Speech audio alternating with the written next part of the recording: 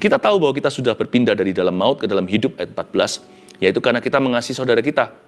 Barang siapa nggak mengasihi, ia tetap dalam maut. Jadi kalau orang nggak mengasihi, dia tetap dalam maut. Ayat 15 ini sesuatu unik. Saya coba akan eksplorasi. Setiap orang yang membenci saudaranya adalah seorang pembunuh manusia. Dan kamu tahu bahwa tidak ada seorang pembunuh yang tetap memiliki hidup yang kekal dalam dirinya. Coba perhatikan dengan teliti.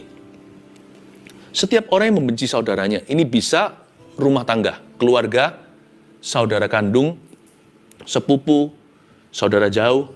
Tapi mungkinkah Yohanes sedang menulis pada gereja? Setiap orang yang membenci saudara seimannya, kan juga bisa. Adalah seorang pembunuh manusia. Dia seorang Kain. Dan kamu tahu bahwa tidak ada seorang pembunuh, artinya pembenci, dia bukan bunuh nyawa, tapi seorang yang membenci saudaranya disamakan dengan seorang pembunuh manusia, dan tidak ada seorang pembunuh yang tetap memiliki hidup yang kekal dalam dirinya. Kata tetap ini mencuat dalam hati saya.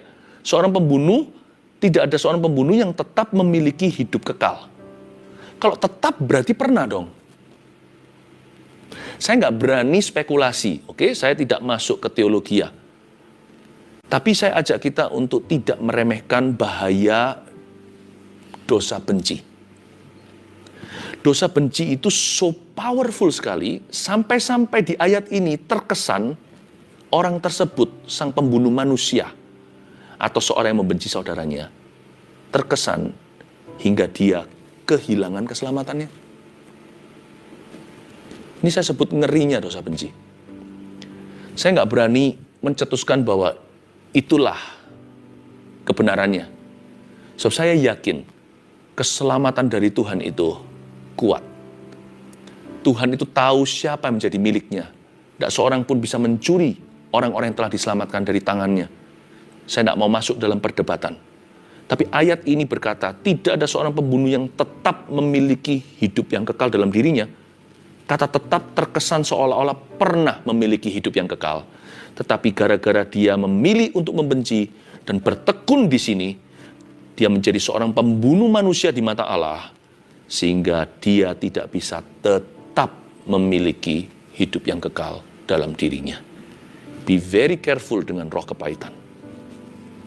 Bukan hanya mengkamirkan banyak orang dan memecah belahkan, mencerai-beraikan.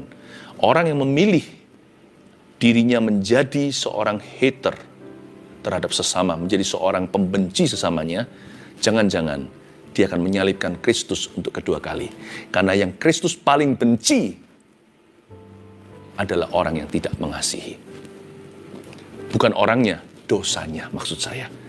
Yang Kristus paling tidak suka adalah dosa kebencian. Be very careful dengan hate, dengan perasaan benci di dalam hati. Jangan di-entertain, jangan dihiburkan di hatimu, jangan ditumbuhkan dalam jiwamu, jangan dimanjakan perasaan itu, selesaikan segera.